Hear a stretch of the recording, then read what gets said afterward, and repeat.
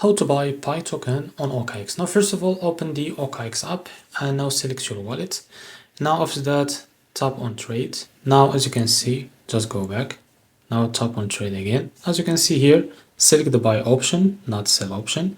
So here you will be able to see this page. So how to buy the Pi coin here. So as you can see from the top, select the token that you want to buy. In this case, it will be Pi token. So as you can see, you will be able to find it here. So tap on it. Now after that, from the bottom, you will be able to see this pay with. Now select the token that you want to pay with, that you have a fund on your wallet. For example, I will use the USDT.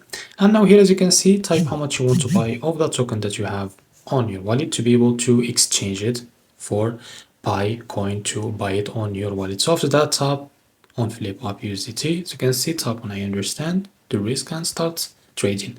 So as you can see, after that, you will be able to see this page, as you can see, and now you already as you can see, if you see the amount, so here you can now tap, because if you don't have an account, if you don't have a fund in USDT, you need to deposit on your wallet to be able to buy the Pi token.